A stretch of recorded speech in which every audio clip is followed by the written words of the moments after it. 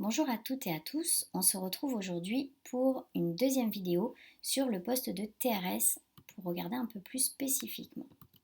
Alors TRS, qu'est-ce que c'est? C'est être titulaire de secteur, c'est-à-dire qu'il y a plusieurs fractions sur la semaine. Il est possible d'avoir 4 fractions, donc potentiellement 4 classes, peut-être dans 4 écoles différentes, en tout cas chaque jour on change de classe. Il est aussi possible d'avoir un temps plein, si par exemple on travaille dans la classe d'un directeur ou d'une directrice qui serait déchargé à temps plein. Il est possible aussi d'y avoir une partie de la semaine sur des fractions et l'autre partie de la semaine être brigade de circonscription. Et il est aussi possible de travailler dans l'ASH sur certains jours, des fractions qui seront mises à disposition. Il est tout à fait envisageable d'être soi-même à temps partiel lorsqu'on a un poste de TRS, ça ne pose aucun souci. Alors comment est-ce que ça fonctionne? Donc lors du premier mouvement en avril, on demande le poste de TRS. Si on l'obtient, on se retrouve fin juin.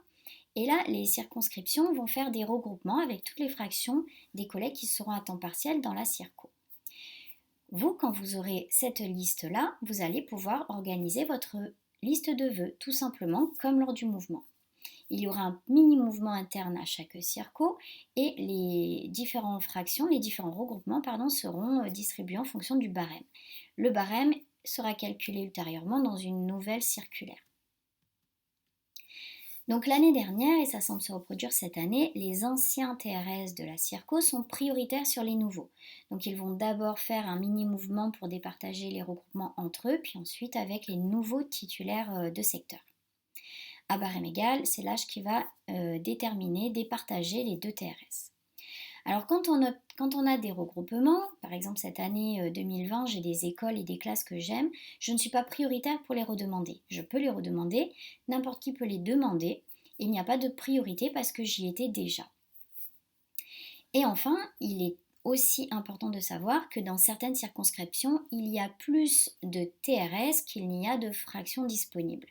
Et donc on peut aussi se retrouver avec aucune fraction, et là on serait utilisé comme brigade circo toute l'année dans sa circonscription. On n'a pas d'indemnité de déplacement quand on est TRS, sauf si vous avez des jours où vous faites office de brigade ou si vous n'avez rien obtenu comme fraction et vous êtes brigade de circo toute l'année. Là, vous touchez vos indemnités sans aucun souci. Alors pour l'année qui vient, il faut savoir que les FSTG travaillent à mi-temps et donc sont mis sur déjà des fractions de mi-temps. Et puis, il va y avoir des nouveaux collègues qui vont arriver dans les écoles, qui sont des étudiants contractuels, qui eux travailleront à un tiers-temps sur les écoles. Donc il va probablement rester pour les TRS souvent des fractions d'un jour.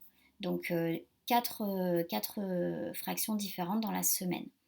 C'est probablement ce qui va se passer, donc on verra à la fin du mouvement des TRS comment seront réparties toutes ces fractions. Mais c'est bon à savoir.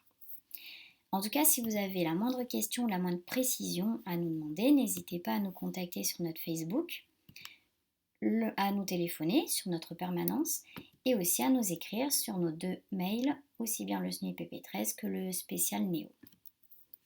Et on se retrouve bientôt pour voir d'autres précisions. À bientôt.